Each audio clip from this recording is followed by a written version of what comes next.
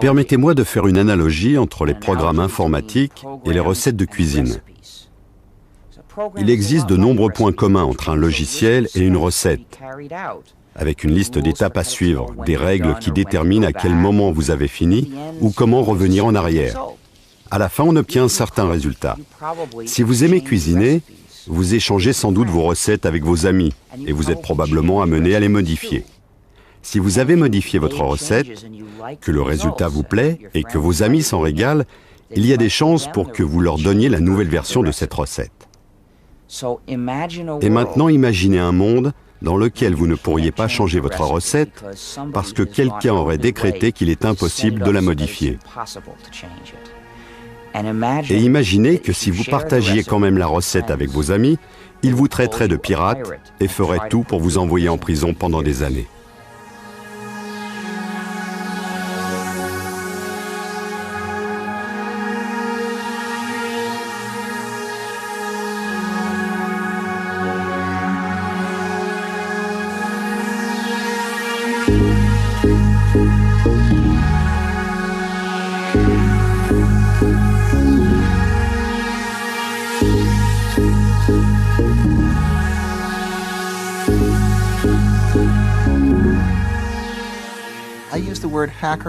J'utilise le mot hacker dans son sens premier pour décrire une personne qui pratique la programmation informatique comme une sorte de passion artistique et qui fait partie ou s'identifie à la culture des hackers, c'est-à-dire le groupe de programmeurs à l'origine d'Internet, de Linux et du World Wide Web. Hacker, ce mot magique, le rebelle de notre nouvelle ère. Au commencement était l'ordinateur, puis l'ordinateur personnel, et enfin est apparu le réseau qui a relié toute la planète et qu'on appelle le net. Contre quoi se sont rebellés ces fameux hackers? Pour que votre ordinateur marche, il a besoin d'un système d'exploitation. Nos hackers ont refusé que quelques sociétés, dont principalement Microsoft, mettent au point des systèmes d'exploitation d'ordinateurs sans livrer en même temps les codes de fabrication qui permettent d'adapter votre ordinateur à vos besoins. Ils n'ont eu de cesse alors de casser ces codes pour les mettre gratuitement, grâce au réseau, au net, à la disposition de tout à chacun. C'est ainsi qu'a débuté cette nouvelle guerre postmoderne entre Bill Gates, patron multimilliardaire de Microsoft, et quelques insolents et impertinents programmeurs qui refusent le système clos dans lequel veut les enfermer le mania de l'informatique. Un petit génie de Finlande a lancé sur le réseau un nouveau système d'exploitation d'ordinateurs et une armée de programmeurs de par le monde a travaillé avec lui pour faire évoluer et aboutir ce système qui concurrence frontalement Microsoft et qu'on appelle Linux. Linus Torvalds a créé un système informatique qui a pris toute l'industrie par surprise. Linux, un système d'exploitation aujourd'hui utilisé sur 8 millions d'ordinateurs à travers le monde. Le magazine Wired considère ce jeune homme comme le nouveau chaman Vin Minen et déclare que son système d'exploitation Linux est le plus magnifique produit d'Internet. Le fait que Torvalds distribue Linux gratuitement et révèle son code source sous-jacent en a fait quasiment un personnage culte. Linus Torvalds, génie de l'informatique, qui rêve de battre Bill Gates de Microsoft. Est-ce vraiment possible? Certains disent que Linus Torvalds a accompli un miracle.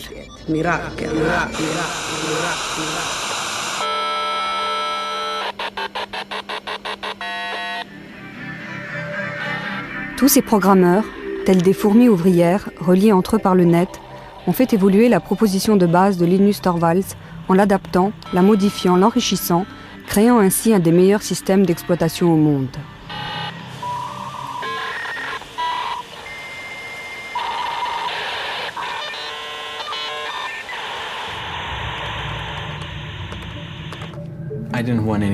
Je ne voulais pas que quelqu'un d'autre fasse la même chose que moi en essayant de trouver quelque chose comme Linux.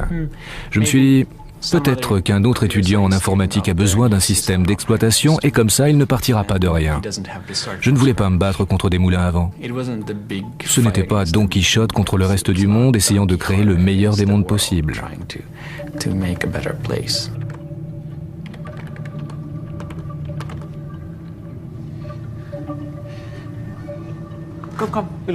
Tu as faim, Randy?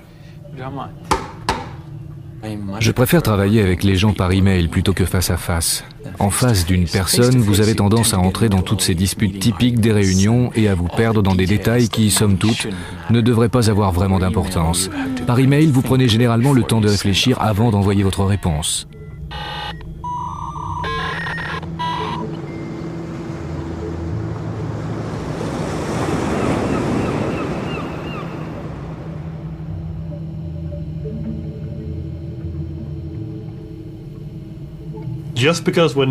Le simple fait que nous ne soyons pas tous dans la même pièce ne veut pas dire que nous ne soyons pas ensemble au sens social du terme. C'est comme si nous partagions un très grand bureau. Il nous arrive même de nous disputer et de nous chamailler par Internet. C'est un énorme projet. À ma connaissance, aucun autre projet de création de logiciels n'a jamais fait travailler autant de gens répartis à la surface du globe, tous unis et passionnés dans le but de développer un nouveau logiciel. Ce qu'il y a de plus innovant dans la communauté Linux, ce n'est pas son code source, mais plutôt toute la machine sociale qui s'est développée autour.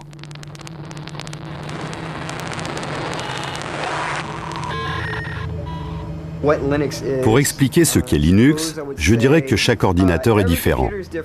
Chaque lecteur de disquette est différent. Chaque disque dur est différent. Chaque contrôleur vidéo est différent.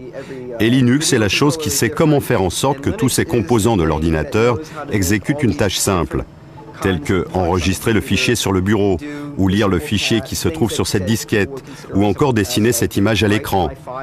Linux sait comment parler à ces différents composants matériels et leur permet d'effectuer les opérations courantes pour lesquelles nous utilisons chaque jour nos ordinateurs.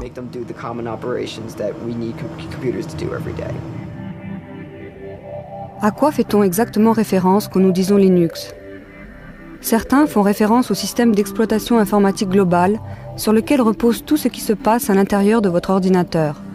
D'autres utilisent le mot Linux pour désigner la partie la plus importante du programme, le noyau ou le cœur.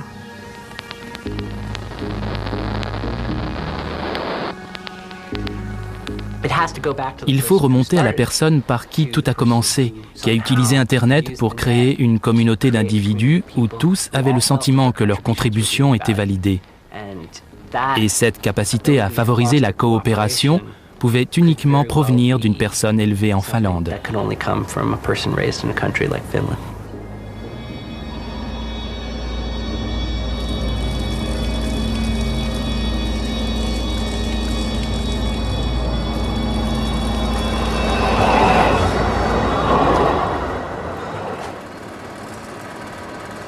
« 1969. Une si belle année. Les premiers pas de l'homme sur la Lune. Le festival de Woodstock. La naissance d'ARPANET, ancêtre d'Internet. Les débuts d'Unix, le système d'exploitation des gros ordinateurs. Et le 28 décembre, la naissance de Linus Torvalds.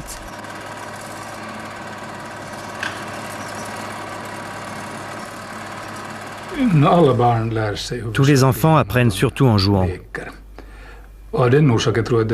C'est pourquoi il était vraiment très important que Linus entre dans le monde de l'informatique qu'au moment où les ordinateurs étaient encore assez simples.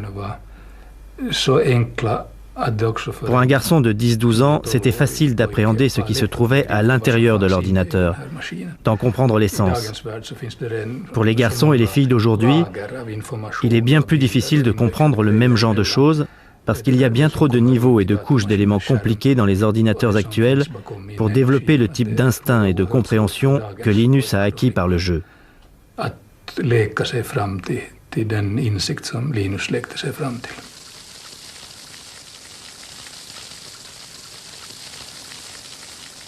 Je pense que ça a été le coup de foudre immédiat pour son père comme pour Linus. Ils étaient tous les deux excités comme des enfants à l'idée de tester les possibilités du VIC-20. L'endroit où Linus a développé Linux n'existe plus. C'était avant qu'on fasse tomber les murs. Ici, il y avait un mur qui continuait un peu plus loin, et là aussi, il y avait un mur. Et c'est à peu près ici, là où se trouve aujourd'hui le canapé, qu'étaient installés le bureau et les ordinateurs de Linus.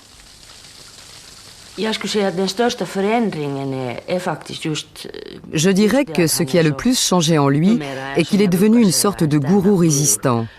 Il sait vraiment comment captiver son auditoire. C'est un changement radical par rapport à ce qu'il était avant, c'est-à-dire plutôt timide et introverti, ne prenant généralement aucune initiative de lui-même, mais comptant plutôt sur ses amis. Relativt blyg och tillbakadragen och inte den som själv tog kontakt utan hans vänner var de som höll kontakt med honom. Bonjour à tous ceux qui utilisent Minix. Je mets au point un système d'exploitation gratuit. C'est juste un hobby, rien d'énorme ni de professionnel comme GNU pour les clones 386, 486 AT. C'est en route depuis le mois d'avril et ça devrait bientôt être prêt. J'aimerais avoir toutes sortes de commentaires sur ce que les gens ont aimé, détesté dans Minix, car mon système d'exploitation lui ressemble un peu. Toutes les suggestions sont les bienvenues, mais je ne promets pas de toutes les mettre en œuvre. Signé linus.torvalds@kruna.helsinki.fi. 1991. L'Union soviétique s'effondre. La guerre embrase le Golfe. Le physicien britannique Tim Berners-Lee met au point un système hypertexte qu'il appelle le World Wide Web. Microsoft est bien parti pour dominer le monde. Et le 17 septembre, Linus Torvalds envoie la première version de Linux, 0.01, au monde entier via Internet. Les premières réactions arrivent en moins de quelques heures.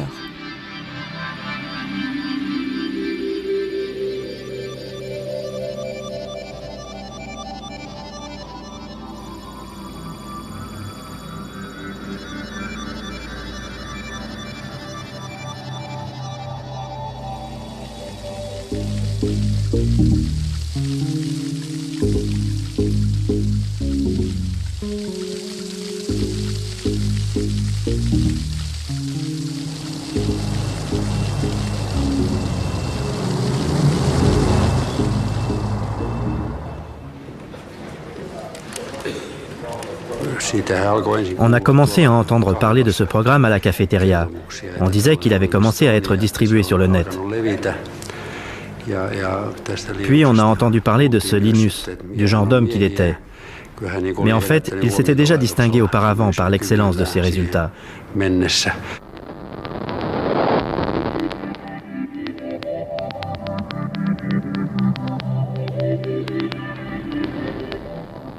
Linus Torvalds a créé Linux à partir du système d'exploitation Unix. Ken Thompson et Dennis Ritchie du laboratoire AT&T Bell avaient réalisé la première version du logiciel d'exploitation Unix en 1969. Libre d'accès, Unix était très populaire dans les milieux universitaires. Sa philosophie était fondée sur deux notions. D'abord, tout est fichier. Deuxièmement, quand vous concevez un programme, vous écrivez un programme qui a une seule tâche, mais qui remplit cette tâche au mieux.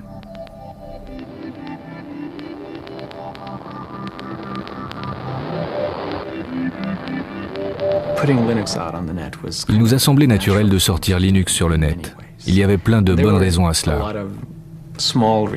Notamment le fait que ce soit une bonne idée de rendre Linux disponible de façon à ce que les autres puissent le tester et m'envoyer leurs commentaires. Linus avait le choix entre deux choses. Il pouvait distribuer Linux gratuitement ou essayer de le vendre. Linux ne serait jamais devenu si important si Linus Torvalds avait essayé d'en tirer un bénéfice commercial. Personne ne l'aurait acheté. Ça aurait été un coup d'épée dans l'eau. Ça fait un petit bout de temps qu'on est là. La distribution de Linux en est à sa 3e génération.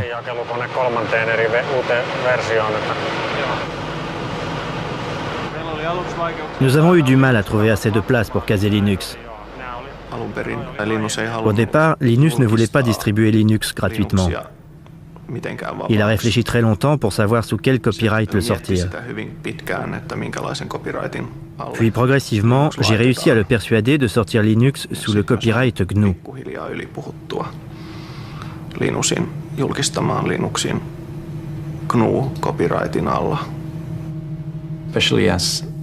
Surtout parce que le programme de compilation que j'utilisais avait été sorti sous la licence GPL. J'ai donc fini par décider d'utiliser la GPL.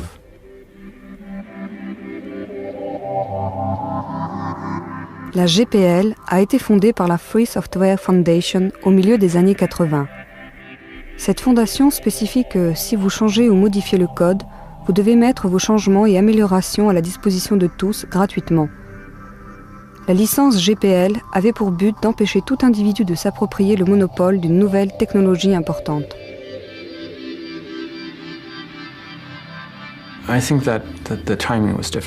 Je pense que le moment était le bon. Un an plus tôt, je ne pense pas que ça aurait pu marcher. Un an plus tard, quelqu'un d'autre aurait sorti quelque chose de similaire. Internet n'avait pas encore vraiment démarré auprès du grand public, mais il s'était déjà bien développé dans les réseaux universitaires.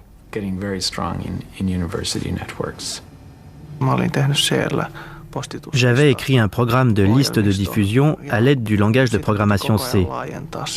Je devais le développer et ajouter des fonctions parce qu'il y a eu très vite des milliers de gens intéressés. C'était une sacrée surprise. Les choses évoluaient à un rythme exponentiel. 1 millier d'utilisateurs se transformaient en 2000 le lendemain, puis le surlendemain, vous en aviez 4000. Développer Linux sans Internet, c'est comme si on voulait jouer aux échecs par courrier.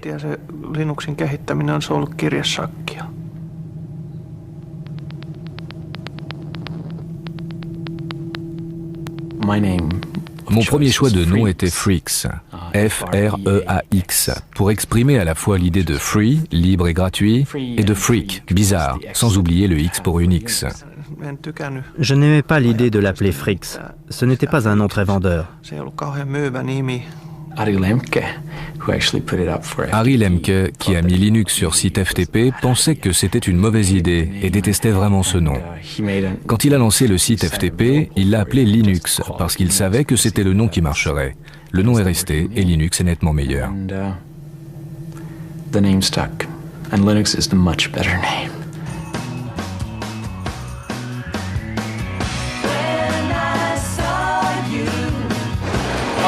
D'accord, il y a un bon paquet de geeks et de nerds ici.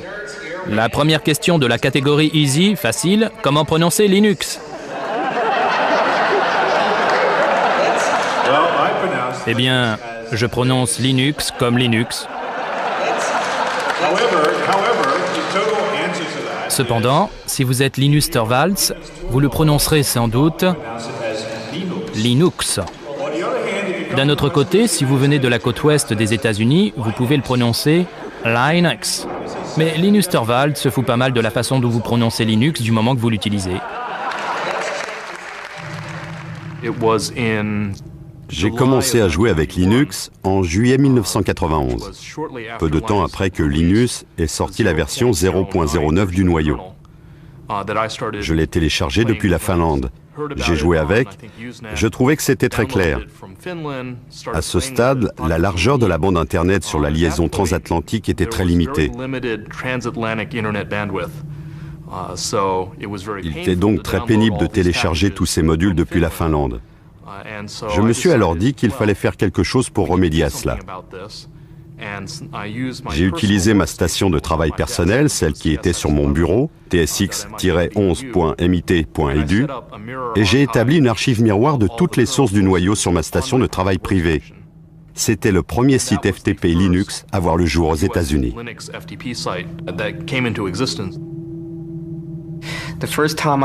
La première fois que j'ai reçu Linux, je l'ai téléchargé sur disquette. Ensuite, je l'ai installé sur l'une des machines du laboratoire informatique de l'Université de Pennsylvanie. D'ailleurs, je me suis fait jeter dehors ce jour-là. Mais voilà, c'était ma première expérience de Linux.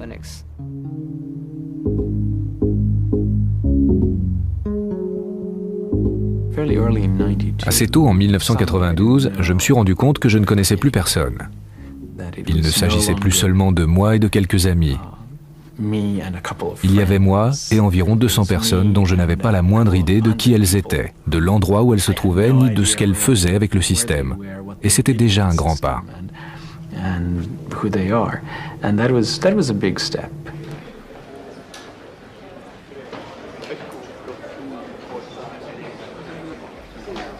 En 1994, la version 1.0 a été très importante à mes yeux parce qu'elle nous a demandé énormément de travail.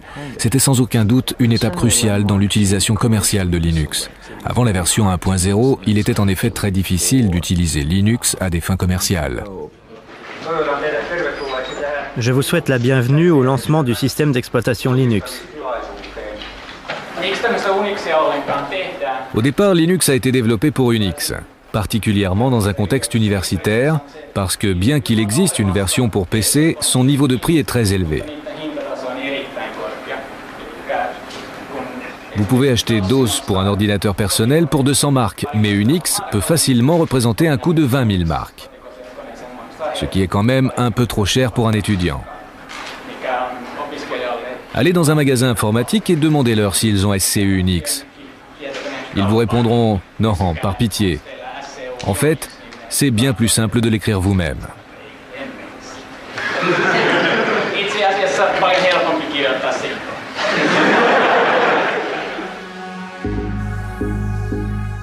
Le processus de développement de Linux est étrange. Il ne repose sur aucune hiérarchie apparente.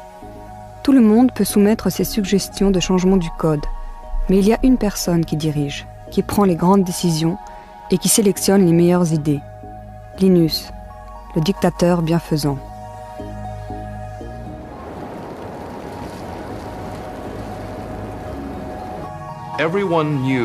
Tout le monde savait que ce groupe de travail avait besoin d'un chef, et Linus était le leader idéal, parce qu'il a créé le cœur du noyau Linux et qu'il présentait de très grandes qualités de leader. Pourtant, c'est quelqu'un d'assez humble dans la réalité. Il ne s'attribue jamais le mérite de ce qui ne lui revient pas.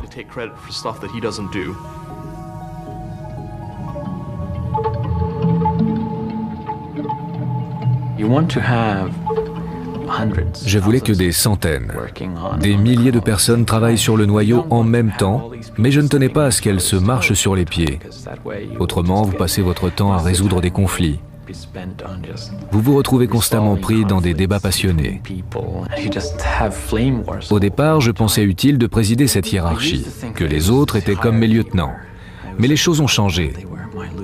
Il s'agit davantage d'un web of trust, un réseau de confiance dans lequel je fais confiance aux gens, qui eux-mêmes font confiance à d'autres personnes.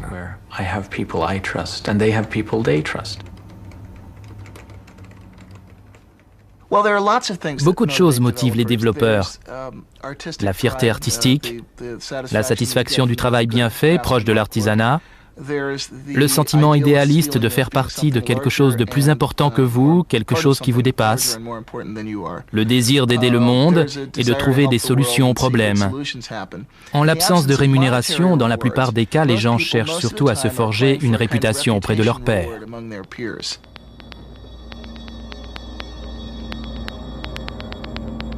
L'un des points forts du développement de Linux, c'est que quasiment chaque auteur de logiciel peut être directement contacté par email. Ted Tso a joué un rôle crucial dans la diffusion de Linux aux États-Unis.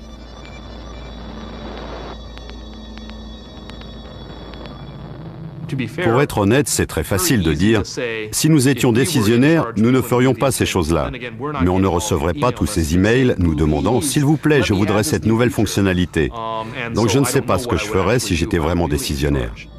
Dave Miller étudie les changements que les développeurs souhaitent apporter au noyau, au cœur du système. Il fait office de relais entre les programmeurs de par le monde et le roi Linus. La façon dont nous travaillons est la suivante. Vous pouvez parler toute la journée d'une grande idée ou d'une solution géniale, mais vous devez nous proposer quelque chose.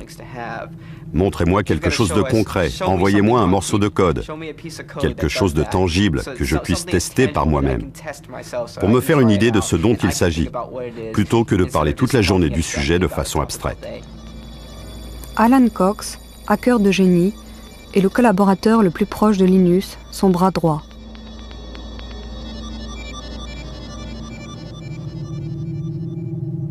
Pour moi, le code présente beaucoup de similitudes avec par exemple la poésie ou certains genres d'écriture. Sa beauté réside dans sa structure et dans le fait de classer les idées une par une de façon claire. Si le code est bon, vous pouvez le lire sans commentaire. Vous comprendrez immédiatement pourquoi il a été écrit et combien il est élégant. Vous recherchez un code à la fois élégant et clair, mais qui ne repose pas sur des astuces de programmation, qui ne fasse pas d'hypothèses qui risqueraient de s'avérer fausses à l'avenir. Parce que la dernière chose que vous voulez, c'est avoir trop de code dans le noyau final. Dans le noyau Linux, en général, le code ne nécessite pas trop d'efforts pour fonctionner. Le but n'étant pas de programmer et de reprogrammer à l'infini.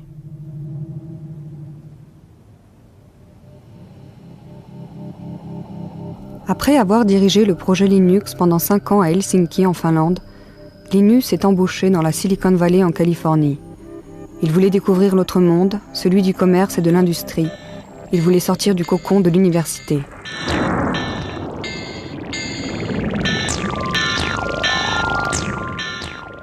Vous êtes une figure peu orthodoxe dans l'univers de la Silicon Valley. Que vont-ils faire de vous? Ne risquez-vous pas d'être emporté par l'aspect commercial et complètement fou de la vallée?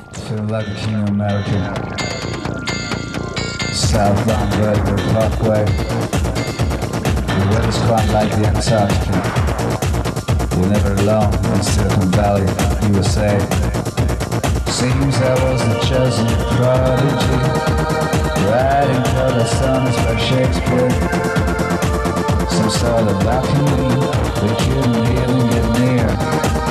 And they didn't inherit the earth. The peace, we found the breath. We'll probably sell the shares as soon as you can. Get out and go on to the next thing. Retire young. Couldn't be the king of America. The weather's quite like the Antarctica. Southbound Vertigo Parkway. Linus a commencé à travailler pour Transmeta. Cette entreprise mystérieuse a refusé pendant de nombreuses années de révéler son activité. On savait pourtant qu'elle travaillait sur un code source fermé, à l'instar de Microsoft. Linus aurait-il changé de camp? Le monde des affaires a des lois bizarres. En même temps qu'il travaillait pour Transmeta, Linus pouvait, avec l'accord de son employeur, continuer de développer son propre logiciel. On a tout fait pour m'obliger à être l'icône de Linux et de la communauté open source dans son ensemble. Même si je n'étais pas celui qui avait initié l'idée de l'open source.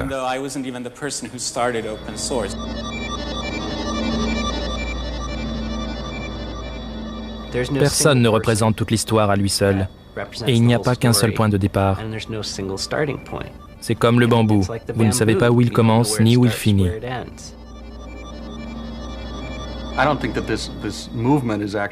Selon moi, ce mouvement n'a rien de nouveau. C'est dans l'air depuis un bon moment. Souvenez-vous, dans les années 70, l'attitude générale que nous avions autour d'Unix, même si techniquement il ne s'agissait pas d'un code source ouvert et qu'il n'était pas gratuit. On devait absolument obtenir cette licence d'AT&T. Mais à l'époque, ce n'était pas un problème. Généralement, vous pouviez partager les choses gratuitement et librement. Quand vous utilisez un programme, généralement, vous utilisez sa forme exécutable, c'est-à-dire une série de 0 et de 1. Personne ne peut donner un sens à ces chiffres. Seul l'ordinateur les comprend. C'est d'ailleurs à cela qu'ils servent.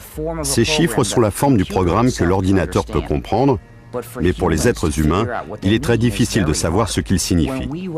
Quand nous développons des logiciels, nous les écrivons sous forme de code source. Le code source est une sorte d'algèbre, c'est la forme compréhensible, à condition d'être programmeur. Pour vous aider, il y a généralement énormément de commentaires, des explications incluses dans le code source pour aider les gens à comprendre pourquoi le programme a été écrit ainsi. Si vous n'avez que les exécutables, c'est-à-dire ce que Microsoft vous donne, et même si vous aviez la possibilité d'y apporter des changements, vous ne sauriez jamais quelles modifications opérer. C'est bien trop difficile. Pour pouvoir modifier le logiciel et le rendre plus pratique et plus facile à utiliser, vous devez disposer du code source. Si vous vous penchez vraiment sur le projet, comme je l'ai déjà dit, Linus a développé le noyau, mais pas l'intégralité du système. Je pense que ce qu'il y a de plus intéressant ici, c'est le fait que Richard Stallman ait lancé le mouvement. Avez-vous entendu parler de Richard Stallman? Il voulait que tout le monde ait le droit d'utiliser le logiciel et de le copier sans enfreindre la loi, pour faire des changements, les distribuer, améliorer le logiciel. Il voulait donner des droits aux gens. Il avait décidé d'anéantir le capitalisme américain corrompu de l'industrie informatique. Il a démissionné de son travail, mais il a continué de programmer. Rejoins-nous, partage le logiciel. Libère-toi, hacker. Libère-toi. Join us now and share the software. You'll be free, hackers, you'll be free. J'ai tendance à envisager les choses en termes de justice, de liberté et d'éthique. J'ai lancé l'idée en novembre 1983, mais tout a commencé en janvier 1984, lorsque j'ai démissionné de mon poste au MIT pour commencer à développer un système d'exploitation gratuit que j'ai baptisé GNU. Ça c'est GNU et c'est GPL, General Public License. Évidemment, le noyau se trouve sous GPL. L'idée du logiciel libre fait référence à la liberté, non au prix. C'est dommage qu'en anglais le mot « free » soit ambigu. Il a de nombreux sens différents. Il peut vouloir dire gratuit, mais également libre. Je préfère penser à parole libre plutôt qu'à bière gratuite.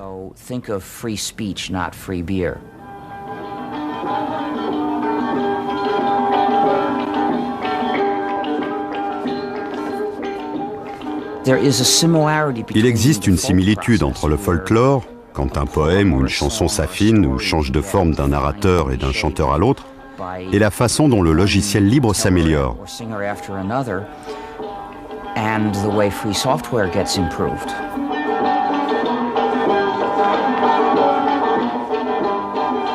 Souvent, le logiciel libre est développé par un groupe de personnes qui n'inclut aucun des développeurs de départ.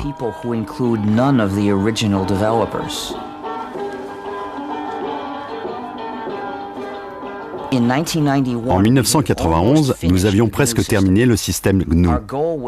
Notre objectif consistait à créer un système d'exploitation comme Unix, mais entièrement gratuit. Ce système d'exploitation complet nécessitait de nombreux composants différents. En 1991, on avait presque tous ces composants.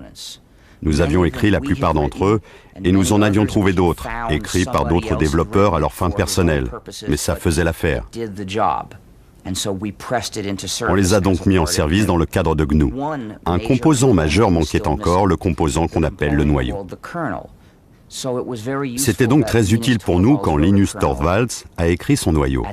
À ce stade, la combinaison du noyau Linux avec le système GNU a permis d'obtenir un système parfaitement exécutable que vous pouviez installer sur votre PC et utiliser.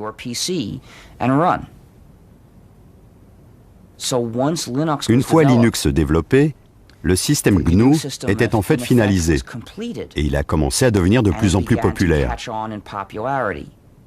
Mais au même moment, quelque chose de malheureux s'est produit. Les gens qui utilisaient le système GNU ne se sont pas rendus compte qu'il s'agissait du système GNU. Ils ont commencé à appeler Linux l'ensemble de la combinaison. Et cette erreur s'est répandue. Pour ceux qui travaillaient sur le projet GNU, il était très difficile d'attirer l'attention de l'utilisateur sur ces questions éthiques et politiques.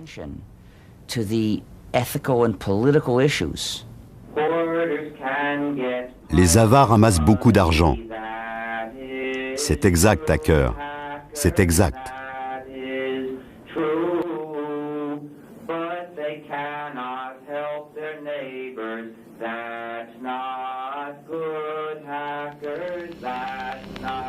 Most computer science in the USA comes traditionally from military background and defense spending. Perhaps it isn't any more quirky that nowadays free software movement finds room both for Richard Stallman and libertarian ideals. Many saw free software also as a new way of making money and needed a less radical concept. Enter open source.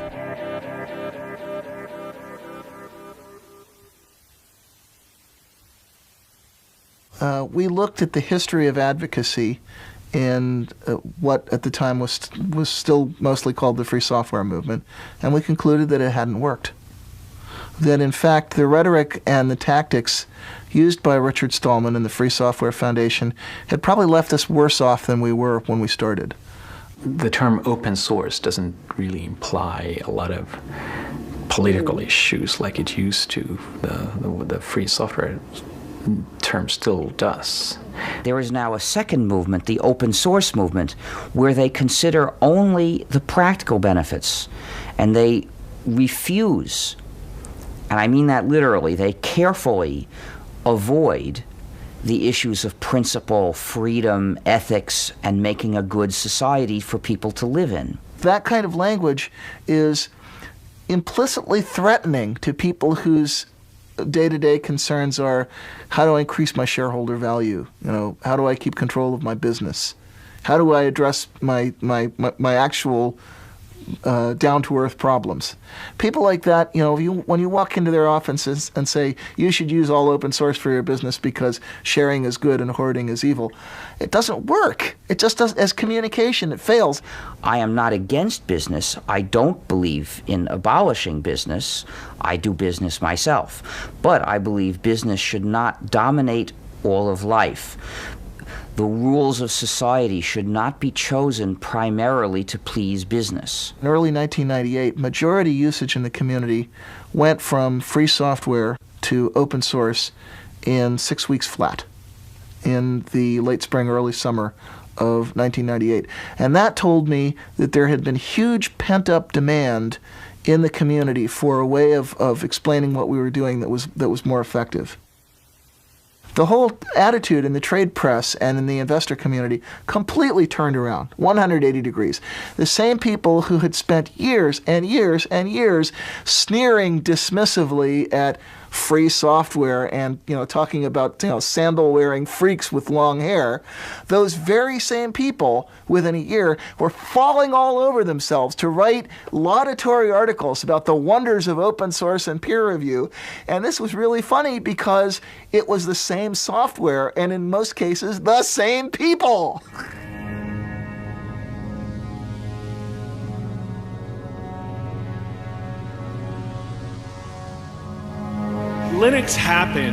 Linux a vu le jour sans l'aide de riches investisseurs, voire en dépit de cette aide. Comment faire pour préserver la magie si on investit autant d'argent dans Linux? Lorsque Linux a commencé à être commercialisé, les gens se sont dit « Oh non, on veut garder notre petit projet pour nous tout seuls et personne ne doit faire d'argent avec ». D'accord, mais dans le monde réel, les gens utilisent les choses pour faire de l'argent. Les États-Unis sont une société capitaliste. L'Europe est une société capitaliste. Pour que les entreprises puissent commencer à utiliser Linux, elles ont besoin d'avoir affaire à quelqu'un qui soit capable de leur apporter le support qu'elles attendent, de leur vendre le matériel, ce genre de choses.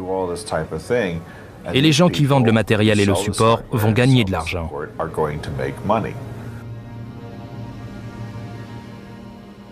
Peu d'entre nous sommes des hackers. En fait, rares sont ceux qui feront l'effort de télécharger leur propre version de Linux sur Internet. Encore plus rares sont ceux qui vont s'attaquer au code lui-même pour l'améliorer. Bien que Linux soit difficile à utiliser, les clients ont su estimer sa grande fiabilité et la souplesse de son code source. Pour les entreprises visionnaires, il y avait là une opportunité à ne pas manquer.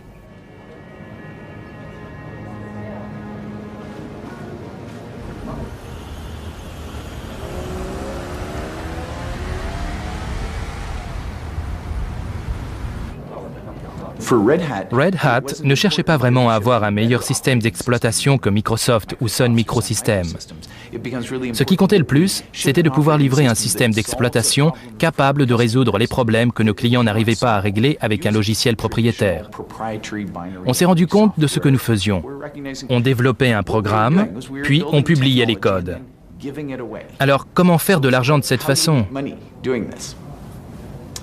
Évidemment, quand nous sommes allés en Californie, dans la Silicon Valley, tout le monde nous a dit « Vous ne réussirez jamais dans le logiciel si vous révélez les codes ». Nous sommes revenus et avons discuté avec nos clients.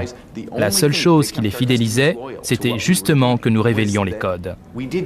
Pour la toute première fois, ils pouvaient contrôler la technologie qu'ils utilisaient. La vraie valeur de la plupart des produits logiciels réside dans la hotline, c'est-à-dire la relation de support permanent qui existe entre le fournisseur et vous.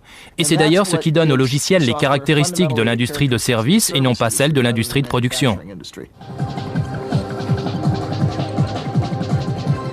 Linux prospère dans le domaine des serveurs d'applications Internet, mais parce qu'il n'est pas facile à utiliser par les particuliers, il ne possède qu'une petite part du marché bureautique grand public. Le projet GNOME, avec son interface graphique, essaie de combler cet écart. Mais que voulez-vous ? Les hackers sont élitistes et restent encore fidèles à Linux.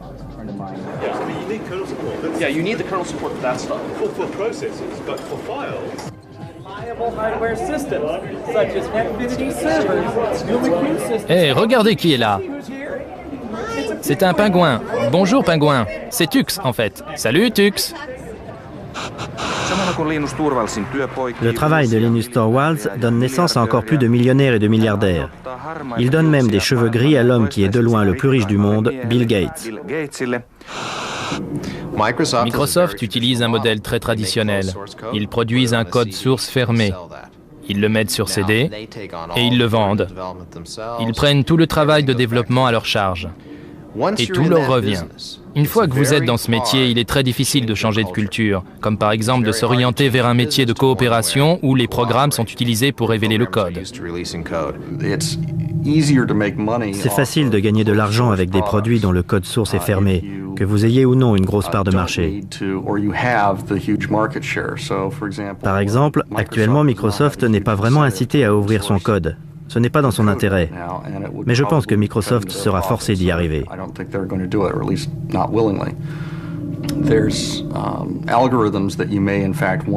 Vous avez intérêt à rester propriétaire de certains algorithmes.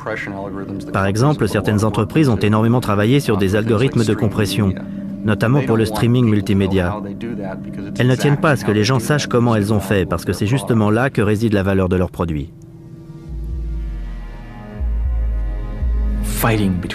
La fameuse lutte entre Linus, leader de Linux, et Bill Gates, leader de Microsoft, commence à prendre un aspect vraiment personnel.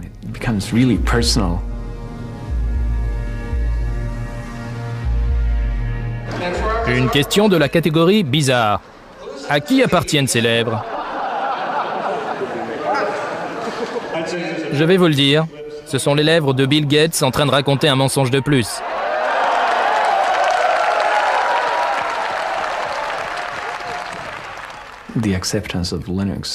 L'adoption de Linux a été considérablement favorisée par le fait que les gens avaient entendu parler de son existence dans la presse. Le côté David contre Goliath a un peu aidé, même si ce n'est pas vraiment le cas.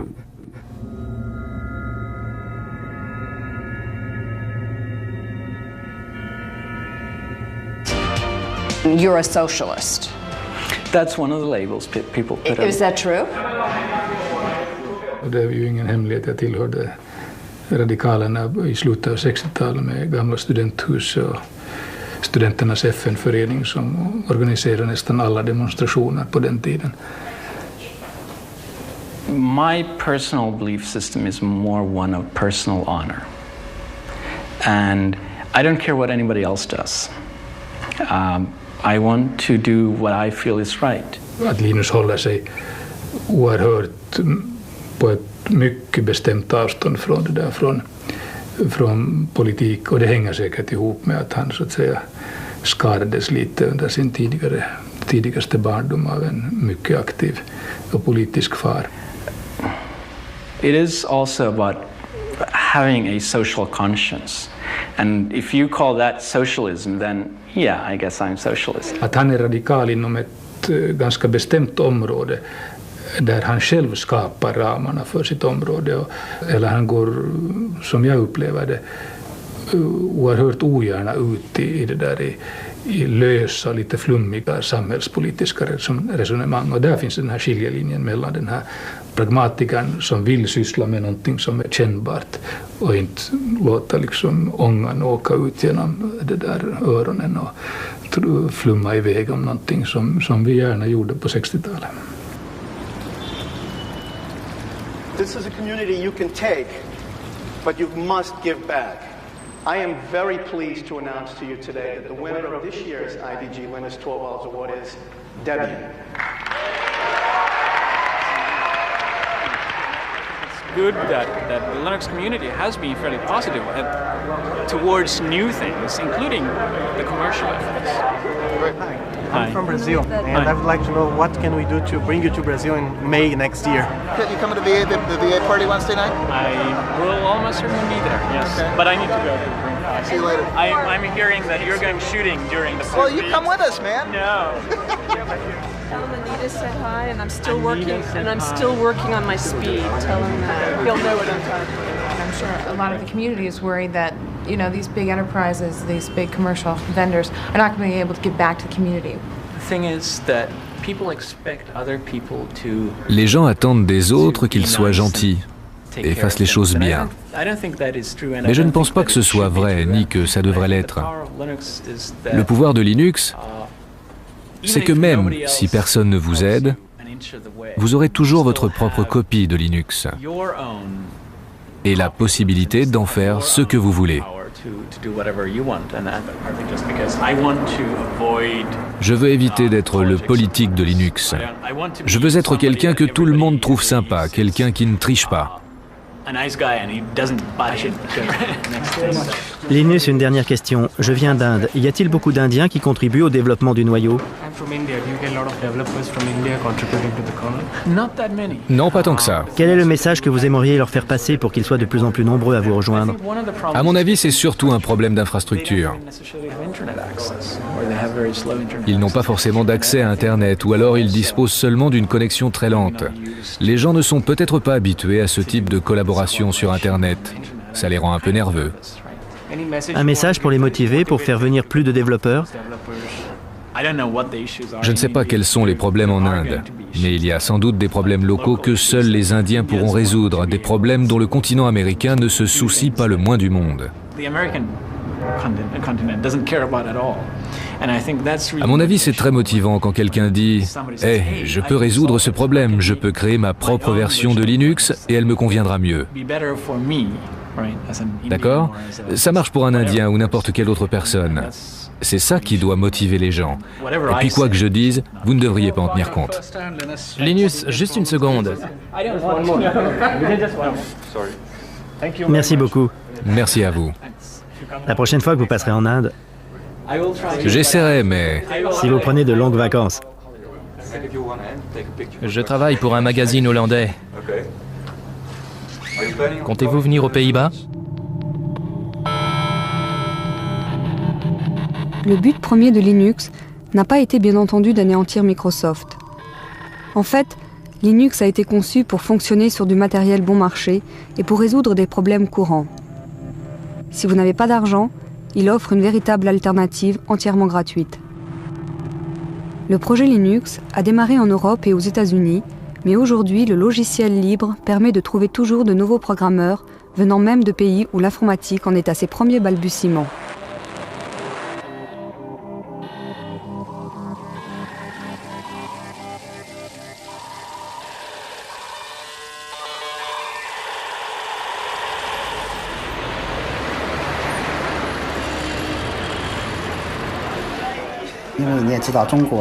La société Red Flag est spécialisée dans la recherche, le développement et la commercialisation de systèmes d'exploitation basés sur Linux.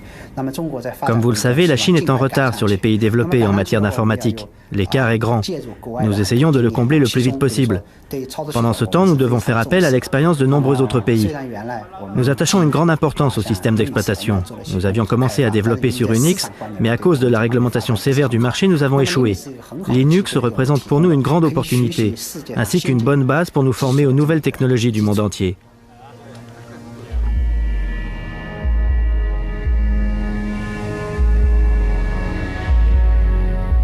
C'est le plus grand transfert de richesse que l'on ait jamais vu entre ce que l'on appelle le Nord industrialisé, disons l'Europe et les États-Unis, et le tiers-monde.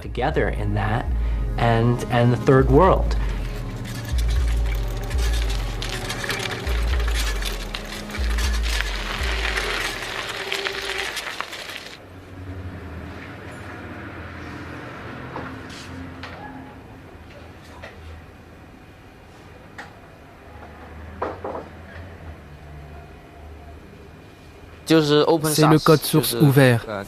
Je pense que c'est très important pour beaucoup de gens. J'aime la philosophie et j'aime analyser les choses sous l'angle de la philosophie. Je pense que l'ouverture du code source est en accord avec l'esprit de la science, c'est-à-dire l'accès libre et sans aucune restriction à l'information. Rien ne devrait être caché. C'est ma première impression de Linux.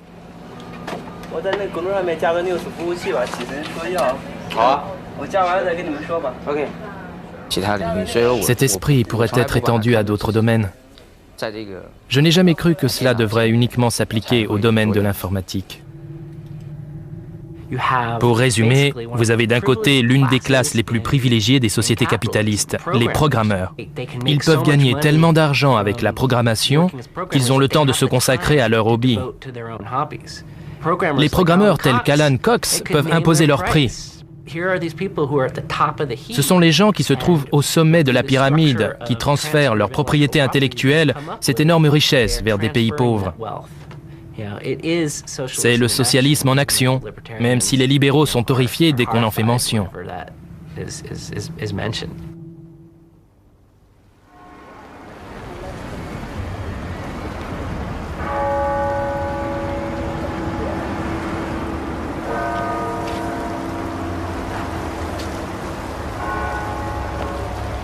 Les projets open source ont été comparés au développement de la science. La science, en elle-même, ne rapporte pas d'argent. Ce sont les applications industrielles de ces recherches qui engendrent de la richesse. Pour les hackers de l'open source, le développement de Linux a toujours été un projet bénévole de type scientifique, un véritable hobby. Les meilleurs développeurs Linux ont fini par être embauchés. En 1999, pendant le boom de la net économie, du e-business, certaines entreprises Linux ont été cotées en bourse. Wall Street a annoncé des valeurs records pour l'action Linux. Évidemment, ça n'a pas duré, mais pendant quelque temps, certains hackers Linux ont été incroyablement riches, du moins sur papier.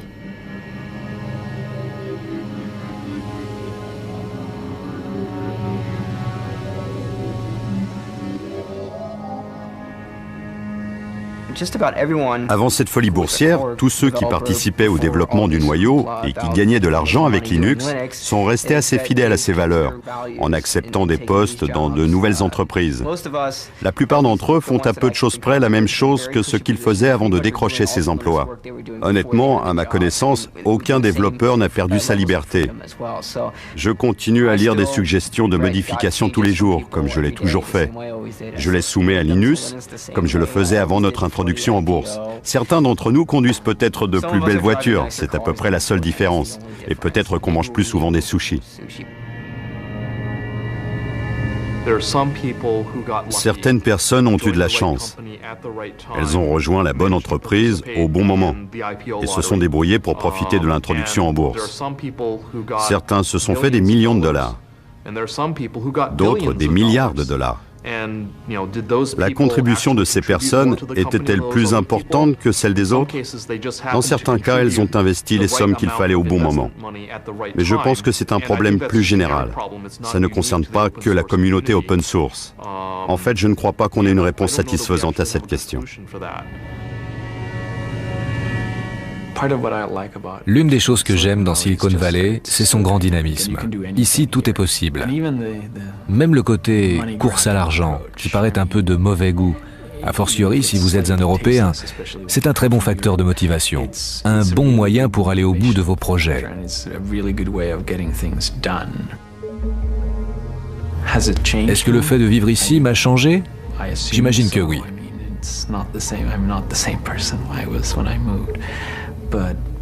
Je ne suis plus le même qu'à mon arrivée, mais je ne crois pas être plus intéressé par l'argent qu'avant.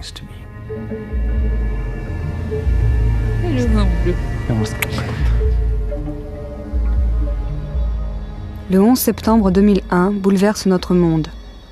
Les attentats suicides à New York frappent toute l'économie de plein fouet. L'informatique également est groggy. Que restera-t-il du phénomène Linux? Aujourd'hui, des pans entiers du fameux code de Linux se retrouvent sans que nous le sachions dans notre vie quotidienne, dans nos portables, nos grille-pains, nos réveils matins. Le rêve de Linus Torvalds de libérer l'informatique a des chances de réussir, mais ce serait peut-être l'une des plus grandes opportunités manquées de notre époque si le logiciel libre ne libérait rien d'autre que du code.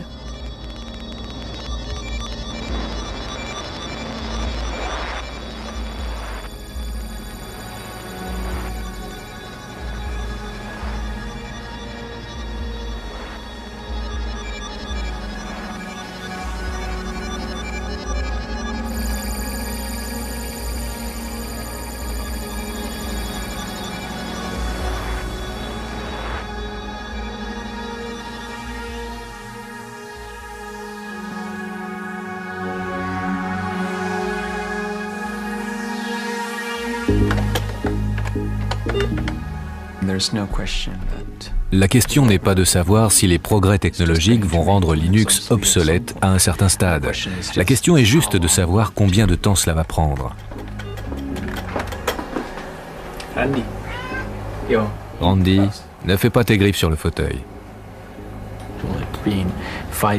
Dans 5 ans, 15 ans ou 50 ans, je pense que l'un des pouvoirs de l'open source, c'est que dans 50 ans, le meilleur système d'exploitation du moment pourra toujours tirer parti du code source de Linux.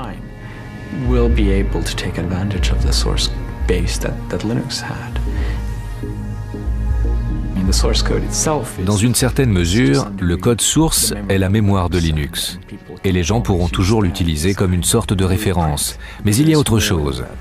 Il y a aussi les problèmes intangibles, tels que pourquoi les choses ont-elles été conçues de telle façon. Et je pense que c'est dans l'air, de toute façon, avec ou sans moi.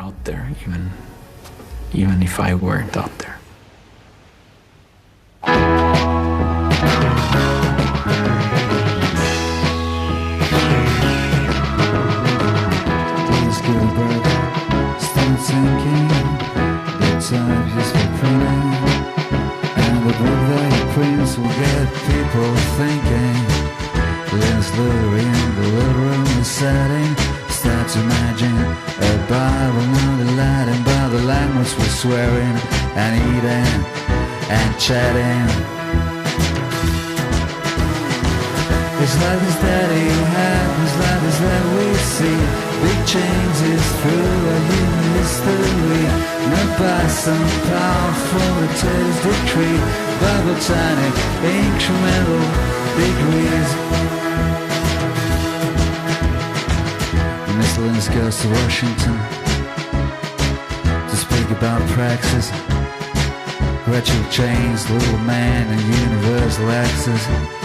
Linus against Goliath with nothing else to fill but sling a little stone in the face of Big Bill. But Linus Jefferson's give the strings that lose, and it changes the way the world plays the blues. It's like this that it happens, like this that we see.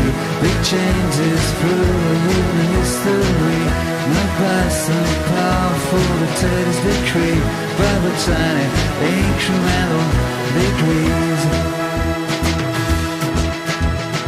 Like a butterfly in Helsinki fluttering its wings, producing hammerhead storm clouds over Beijing. When heaven-like programs become a community, and information achieves its manifest destiny, but to be free. It's like this that it happens, like this that we see. Big changes through human history, not by some powerful dictator's decree, by the tiny incremental degrees. It's like this that it happens, like this that we see. Big changes through human history, not by some powerful dictator's decree, by the tiny incremental degrees. It's like this that it happens, like that's what we see. Big changes throughout human history. Join us now and share the software. You'll be free hackers, you'll be free. Join us now and share the software. You'll be free hackers, you'll